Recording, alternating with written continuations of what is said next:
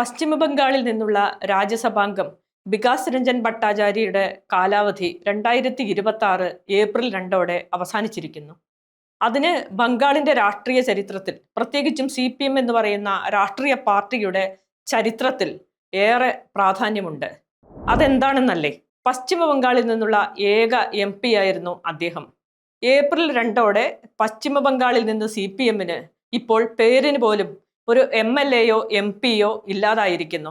അതായത് നിയമസഭയിലോ രാജ്യസഭയിലോ ലോക്സഭയിലോ അവർക്ക് ഒരു പ്രതിനിധി പോലും പശ്ചിമ ബംഗാളിൽ നിന്ന് ഇല്ല എന്നുള്ളതാണ്. 1977 മുതൽ 2011 വരെ തുടർച്ചയായി ബംഗാൾ ഭരിച്ച CPM-ന് മുൻ മുഖ്യമന്ത്രി ജ്യോതി ബസുവിന്റെ അനുസ്മരണ ചടങ്ങിൽ സംസാരിക്കാൻ പോലും ഒരു CPM പ്രതിനിധി നിയമസഭയിൽ ഉണ്ടായില്ലെന്നത് ഏറെ ചർച്ചയായിരുന്നു. 1972 വെറും 14 സീറ്റുകളായിരുന്നു CPM-ന് ഉണ്ടായിരുന്നത്. എന്നാൽ 77 അടിയന്തരാവസ്ഥ കഴിഞ്ഞയുടനെ നടന്ന തെരഞ്ഞെടുപ്പിൽ വലിയ ഭൂരിപക്ഷമാണ് CPM-ന് അവർ നേതൃത്വം നൽകുന്ന ഇടതു സഖ്യത്തിനും നേടാനായത്. 294 231 സീറ്റാണ് ഇടതുപക്ഷം നേടിയത്. അതിൽ 178 സീറ്റും CPM-നായിരുന്നു. ബാക്കി സീറ്റുകൾ ഘടകകക്ഷികളായ CPI, ഫോർവേഡ് ബ്ലോക്ക്, RSP തുടങ്ങിയവയ്ക്കുമായിരുന്നു. 1982 174, 1987 187, 1991 182, 96 150 അങ്ങനെ കുറഞ്ഞു. 1977 മുതൽ 2000 വരെ ജ്യോതി ബസു ആയിരുന്നു പശ്ചിമ ബംഗാൾ മുഖ്യമന്ത്രി. പിന്നീട് ആരോഗ്യ കാരണങ്ങളാൽ മാറി നിൽക്കാൻ തീരുമാനിക്കുകയായിരുന്നു. തുടർന്ന് ബുദ്ധദേവ് ഭട്ടാചാര്യ മുഖ്യമന്ത്രിയായി. 2001 തെരഞ്ഞെടുപ്പിൽ CPM സീറ്റുകൾ 143 കുറഞ്ഞു. എങ്കിലും ഇടതുഭരണം നിലനിർത്തി. എന്നാൽ 2006 വ്യവസായവൽക്കരണ വികസന പ്രതീക്ഷകളും ബുദ്ധദേവ് ഭട്ടാചാര്യയുടെ അഴിമതി വിരുദ്ധ ഇമേജും പാർട്ടി കെട്ടുറപ്പും തെരഞ്ഞെടുപ്പിൽ ഇടതുമുന്നണിക്ക് വൻ നേട്ടമുണ്ടാക്കി.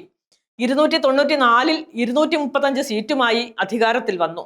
എന്നാൽ സിംഗൂർ, നന്ദിഗ്രാം ഭൂമി ഏറ്റെടുക്കൽ വലിയ കർഷക പ്രക്ഷോഭങ്ങളിലേക്ക് ബംഗാളിനെ നയിച്ചു. ദീർഘകാല ഭരണത്തിനെതിരായ വികാരവും അതോടൊപ്പം തൃണമൂൽ കോൺഗ്രസ് നേതാവ് മമതാ ബാനർജിയുടെ നേതൃപാടവവും കൂടിയായപ്പോൾ 2011 CPM-ഉം ഇടതു സഖ്യവും തോറ്റ് അടിയറവ് പറയേണ്ടി വന്നു. 2011 മെയ് 20 മമതാ ബാനർജി മുഖ്യമന്ത്രിയായി സത്യപ്രതിജ്ഞ ചെയ്തു. 294 ആകെ 62 സീറ്റാണ് ഇടതുമുന്നണിക്ക് ലഭിച്ചത്. അതിൽ 40 സീറ്റുകൾ മാത്രമാണ് CPM-ന് ഉണ്ടായിരുന്നത്. 2016 അത് വീണ്ടും കുറഞ്ഞ് 26 സീറ്റുകളിൽ ഒതുങ്ങേണ്ടി വന്നു. 2021 ഒരൊറ്റ MLA പോലും ഇല്ലാത്ത രാഷ്ട്രീയ പാർട്ടിയായി CPM ബംഗാളിൽ മാറി. BJP അധികാരത്തിൽ വരാതിരിക്കാൻ ബംഗാൾ ജനത ജാഗ്രത കൈക്കൊണ്ടെങ്കിലും 77 സീറ്റോടെ മുഖ്യ പ്രതിപക്ഷമായി BJP മാറി. ഈ മാസം 23, 29 തീയതികളിലായി ബംഗാളിൽ നിയമസഭാ തെരഞ്ഞെടുപ്പ് നടക്കാൻ പോവുകയാണ്. മമതാ ബാനർജി മുഖ്യമന്ത്രിയായി വീണ്ടും വരുമോ? അതിനാണ് സാധ്യത എന്നാണ് രാഷ്ട്രീയ നിരീക്ഷകർ പറയുന്നത്. എന്നാൽ അധികാരം കൈയാളാനുള്ള എല്ലാ ശ്രമങ്ങളും കേന്ദ്രം ഭരിക്കുന്ന NDA നടത്തുന്നുണ്ട്. SIR-യുടെ ലക്ഷക്കണക്കിന് പൗരർക്കാണ് വോട്ടവകാശം നിഷേധിച്ചിട്ടുള്ളത്. ഈ തെരഞ്ഞെടുപ്പിൽ CPM-ന് നേട്ടമുണ്ടാക്കാൻ കഴിയുമോ?